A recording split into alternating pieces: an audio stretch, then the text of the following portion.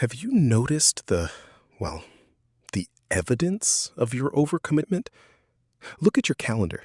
I mean, every yes you gave to someone else was actually a no to your own promotion, right? Hmm. Let's analyze why. If we treat your weekly schedule like a crime scene, the fingerprints of other people's priorities are literally everywhere. I want you to look closely. I mean, really closely at those back-to-back blocks.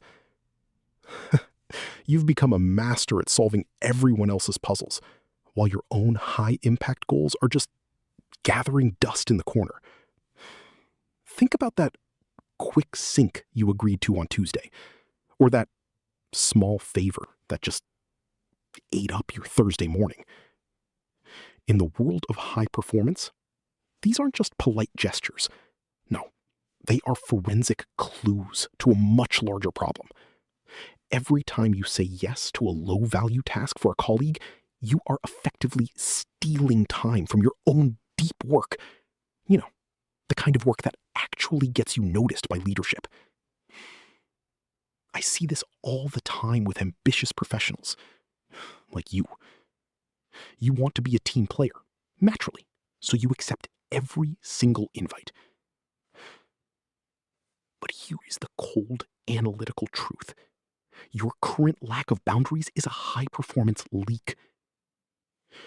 You're bleeding professional equity and mental energy, and it is actively sabotaging your career trajectory. You aren't being helpful. You're being hijacked. The mystery we need to solve is how to stop this drain without burning bridges or gaining a reputation as the office villain, right? It's a delicate balance, but you see, it's entirely possible. I'm going to introduce you to the Boundary Blueprint. It's a tactical system I've developed to help you reclaim your authority and your schedule while maintaining total respect from your peers. But before we can implement the solution, we have to finish our forensic audit and identify the exact moments where your time is being stolen. Let's look at the data. I've spent years analyzing the behavioral patterns of high achievers, and I found a recurring crime scene where productivity goes to die. I call it the high-performance leak. To solve this, you see, we have to look at why it actually hurts you to say no. As female professionals, you and I, well, we've been socialized since childhood to be the fixers. We are the ones expected to keep the office peace, to smooth over the friction in meetings, and to be the reliable ones who never let a ball drop. We've been conditioned to believe that nice is our greatest currency. But when I perform a forensic audit of a typical workday, I see a very different story. Every time you say yes to a low-priority project, just to avoid 10 seconds of social awkwardness, you aren't just being helpful. You are committing a microaggression against your own goals. I mean, you are taking out a high-interest loan on your mental energy, a debt of focus that you simply cannot repay. I want you to realize that overcompliance is actually a tactical error. When you agree to every request, you aren't being a team player, right? You're effectively telling the world that your time has no value, and your primary objectives are up for grabs. You're bleeding out your most precious resource, drop by drop, and calling it kindness. But the investigation doesn't stop at identifying the leak. The real mystery we have to solve is this. If being the nice fixer is the very thing sabotaging your promotion and your peace of mind, what is the professional alternative? Because there is a way to operate with high authority and zero guilt, but it requires us to look at the evidence in a completely different way. And believe me, the alternative to being nice isn't being a jerk. It's something much more powerful. Let's look at the evidence under a different lens, shall we? You see, when most of us hear the word boundary, We imagine a brick wall. We think it's something cold, rigid, and defensive. But here is the Sherlock deduction that changes everything. A boundary isn't a wall. It's a filter. Think about how a high-performance engine works, right? It doesn't just take in any fuel. It has a sophisticated filtration system to keep out the debris that would cause a total breakdown. You and I, well, we need to apply that same analytical rigor to our daily workflow. When I say no to a low-leverage task, I mean like that last-minute meeting that has no agenda, or that quick favor that actually takes 3 hours. You aren't rejecting a human being. You are performing a necessary executive filter. You are protecting the high-value results that you were specifically hired to produce. If we look at the data, people-pleasing isn't actually kindness, is it? From a productivity standpoint, it's a lack of data-driven prioritization. It's allowing someone else's poor planning to become your emergency. In any other professional context, we'd call that noisy data disrupting a clean, clear signal. I want you to make this mental shift with me. Stop viewing a no as an emotional reaction and start viewing it as an executive filtration process. Every time you say no to the trivial, you are actually saying a resounding yes to excellence. You are choosing the signal over the noise.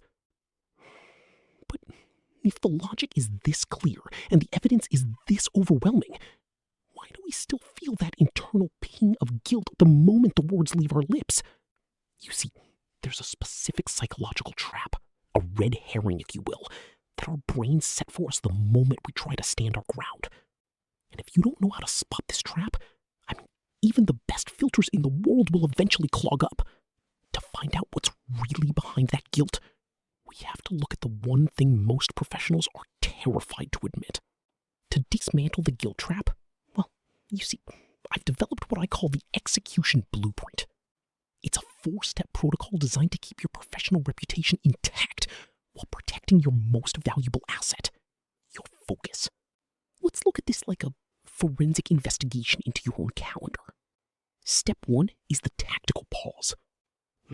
Actually, most of us have a people-pleasing reflex. You know the one that triggers an immediate yes before our logical brain even enters the womb.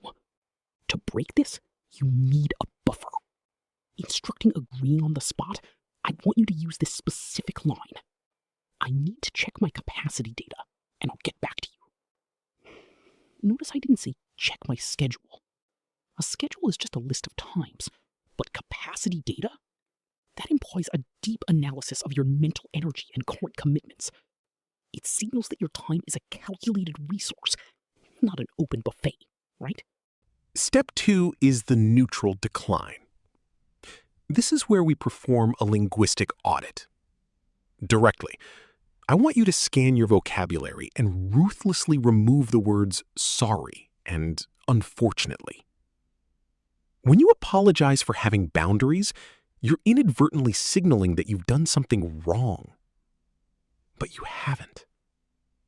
This isn't a tragedy. It's a logistics decision.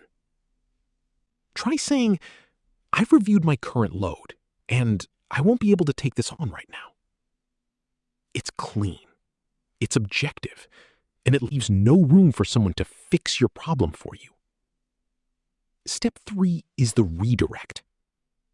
You see, a high performer knows that while they might not have the time, they often have the tools.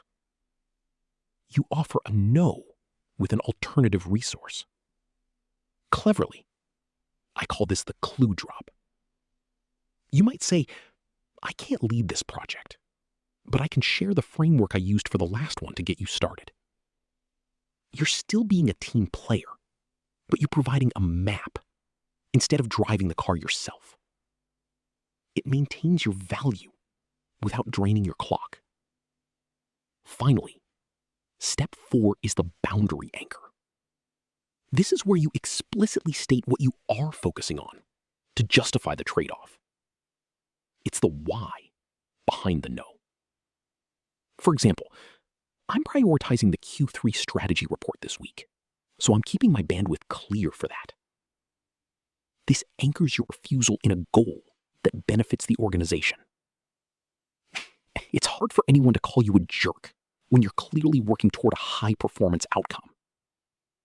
I've seen these 4 steps transform a chaotic workflow into a precision machine. But even with the perfect protocol, there's a lurking variable we haven't accounted for. What happens when the person on the other side, well, doesn't take no for an answer? There's a specific type of social pressure, a psychological siege, that even the best blueprint can't always stop on its own. And if you don't know the one secret to handling a boundary pusher without losing your cool, all this tactical work could crumble in a single conversation. Now, as we close the case file on this investigation, the evidence is clear. If you've been following the breadcrumbs, you've realized that saying no isn't a personality flaw. It's a high-performance filter. When you look at the data of your own life, the moments where you felt the most drained and the least productive, they usually trace back to a yes that you didn't really mean. I want you to shift your perspective on what it means to be a team player, right? In the world of high performance, the most valuable player isn't the one who tries to do everything. It's the one who does the right things with surgical precision. When you implement these boundary blueprints, you aren't becoming a jerk or a difficult coworker. You are transforming into a high-value asset with a clear, unwavering mission. You are telling the world that your time is a finite resource, and you refuse to waste it on low-impact variables. The return on investment for this shift is massive. I mean, look at the math. You trade a few seconds of temporary social friction for hours of deep work, mental clarity, and ultimately, the kind of respect that yes people never earn. You start building a career on the foundation of actual results, rather than the fragile hope of being liked by everyone. So, well, here is your final assignment for this investigation. I'm challenging you to apply the tactical pause to the very next request you receive today, whether it's an email, a Slack message, or just a tap on the shoulder.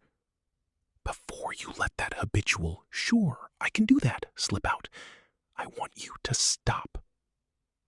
Breathe. Give it 5 seconds of silence. Let the other person's request hang in the air while you check it against your current mission. Deeply. That pause, that is where your power lives. Pointed. It's the difference between being a reactive pawn and a strategic player. You've got the tools, you've seen the evidence, and the blueprint is in your hands. Now, it's time for you to execute. Friendly. If you're ready to stop the leak in your productivity and start operating at your highest level, make sure to subscribe to Power of Mindset, Psychology US. I'll be here to help you decode the next psychological mystery standing in your way. Case closed. Let's get back to work.